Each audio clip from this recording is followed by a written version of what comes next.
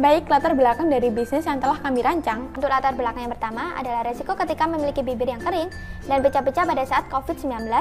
Yang kedua, perubahan iklim terutama cuaca dingin dapat menyebabkan kulit bibir menjadi kering dan pecah-pecah. Yang ketiga, bibir sangat sensitif karena kulit bibir berbeda dengan kulit biasa. Bibir memiliki lapisan sel kulit yang lebih tipis sehingga bibir lebih tembus cahaya dan terlihat lebih merah. Yang keempat, buah stroberi kaya akan kandungan antioksidan dan vitamin C yang dapat membantu mengurangi warna hitam pada bibir, mengangkat sel-sel kulit, melembutkan dan mencerahkan bibir. Tujuan dari kegiatan ini yang pertama, untuk membuat dan menghasilkan produk lip balm yang memiliki nilai guna dan nilai jual yang beli yang tinggi. Yang kedua, memberikan inovasi baru mengenai produk lip balm yang berbahan alami ditambah dengan kemasan kertas yang bisa ditanam menjadi bibit stroberi. Yang ketiga, membantu para wanita mendapatkan lip balm yang alami dan berkualitas dengan harga yang terjangkau. Manfaat kegiatan yang pertama, bagi pekebun, untuk membantu peningkatan penjualan pekebun tanaman stroberi.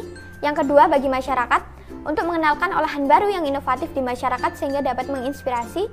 Yang ketiga, bagi siswa, untuk mengetahui strategi pemasaran produk lip balm buah stroberi yang diharapkan dapat memberikan peluang baru dan merangsang kemampuan berbisnis siswa. Selanjutnya, analisis usaha. Perencanaan. Melihat peluang dan pangsa pasar yang masih terbuka lebar, inilah yang memutuskan untuk membuat usaha pembuatan lip balm alami dengan merek Sweet and Sour. Untuk kemasan, lip balm dikemas menggunakan wadah atau tub yang praktis dan bisa dibawa kemana-mana. Riset. Riset yang telah kami lakukan menunjukkan presentase produk yang sering digunakan sebagai produk perawatan bibir adalah lip balm sebanyak 82,5%, lip tint sebanyak 46,6%, dan lip scrub sebanyak 34%. Prediksi. Kami telah membuat tabel perkiraan estimasi penjualan setelah mengetahui hasilnya, kemudian kami tentukan tabel proyeksi laba rugi. Dari tabel tersebut dapat kami ambil prediksi akankah bisnis yang kami buat rugi ataukah untung. Dan yang terakhir, evaluasi. Kegiatan evaluasi berisi kegiatan pemaknatan, menilai dan mengkritisi hasil kerja selama beberapa bulan setelah dibukanya bisnis baru, yaitu tentang penjualan produk lip balm organik dari buah stroberi. Berikut saya tunjukkan tabel estimasi penjualan per bulan dalam rupiah.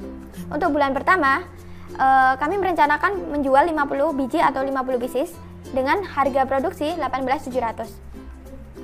Kami akan mendapatkan pendapatan senilai 935.000 yang berasal dari 50 dikali 18.700. Lalu kami juga akan menghitung menggunakan harga jual yaitu 25.000. 50 dikali 25.000 akan menghasilkan 1.250.000.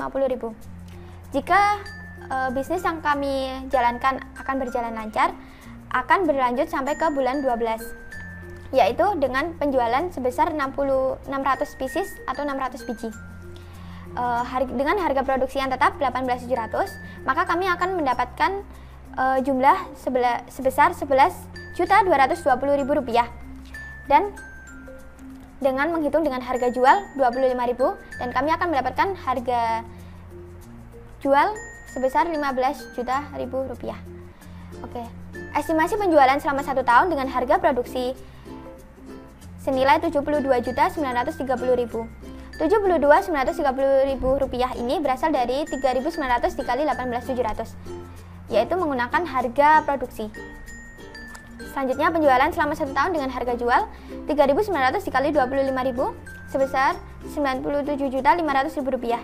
Laba atau keuntungan penjualan selama 1 tahun 97.500.000 rupiah dikurangi 72.930.000 rupiah akan menghasilkan dengan angka 24.570.000 rupiah.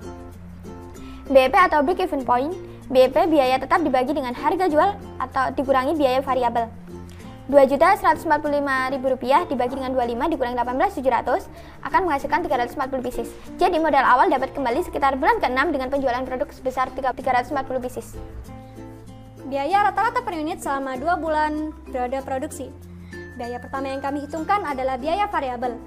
Setelah dikalkulasikan, maka dapat diketahui biaya variabel yaitu sebesar 1.520.000. Kemudian biaya tetap sebesar 580.000. Maka biaya produksi sebesar 2.100.000 per unit.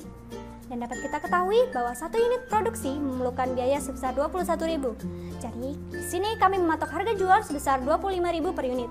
Kita berlanjut ke tahap proyeksi laba. Diperkirakan pendapatan kami dari penjualan pada bulan kedua sebesar 2.500.000. Kemudian biaya total yang kami perlukan untuk memproduksi 100 unit adalah sebesar 2.105.000. Laba berjalan yang kami peroleh dari selisih penjualan dan total biaya produksi yaitu 395.000. Kami telah merancang anggaran biaya dan jadwal kegiatan yang akan kami lakukan untuk pemasaran dan promosi produk. Bisa dilihat di layar, kami menghabiskan biaya sebesar 2.145.000 untuk beberapa jenis peralatan. Untuk jadwal kegiatan, kami membutuhkan waktu sekitar 5 minggu untuk pengerjaan hingga penyelesaian proposal dengan timeline sebagai berikut. Berikut adalah biaya bahan baku untuk pembuatan produk. Kami menghabiskan biaya sebesar 1.520.000 untuk semua unit.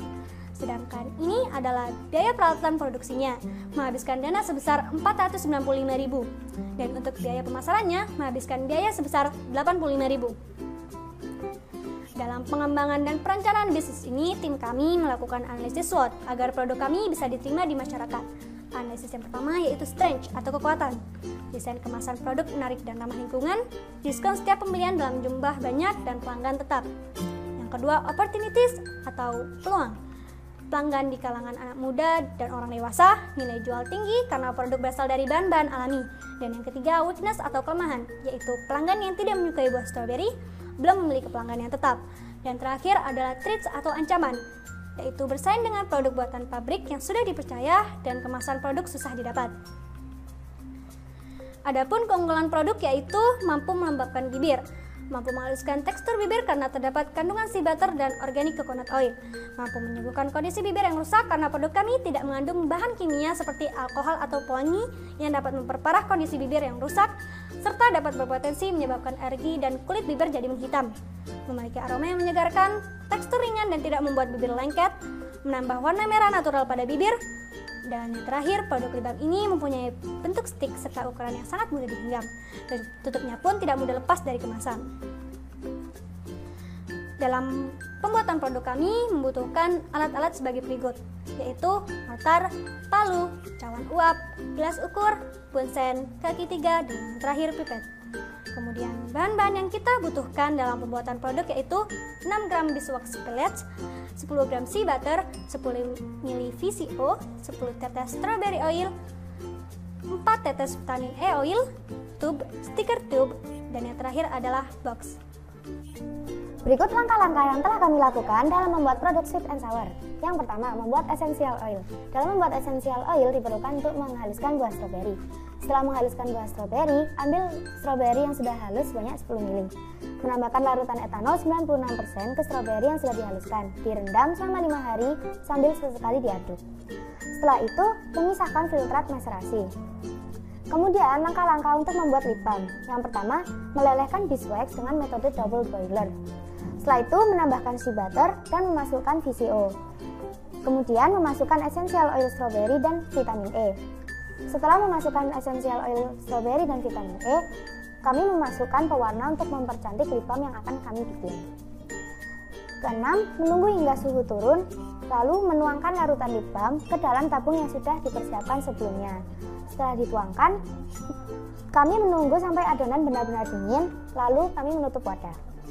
Untuk strategi pemasaran, strategi pertama, kami melakukan periklanan. Bentuk promosi yang dilakukan adalah melalui Instagram, Shopee, Tokopedia, dan e-commerce yang lainnya. Strategi yang kedua, melakukan promosi penjualan. Bentuk promosi yang dilakukan dengan memberikan kupon dengan 1 stempel dan pemberian potongan jika membeli dengan jumlah yang banyak. Strategi yang ketiga, melakukan penjualan perorangan.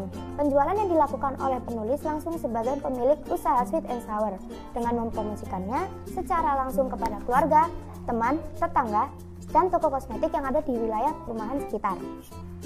Kesimpulan dari perencanaan usaha sweet and sour kami kali ini adalah buah stroberi yang banyak diproduksi di Malang ini bisa diinovasikan dan dapat diproduksi sebagai bahan baku pembuatan lip balm alami. Selain dengan menggunakan bahan baku yang alami, kita juga menciptakan inovasi baru dengan menggunakan kemasan yang tidak biasa, yaitu menggunakan kertas, sehingga setiap produksi yang kita keluarkan dapat digunakan kembali di daur ulang dan tidak menjadi sampah yang menumpuk.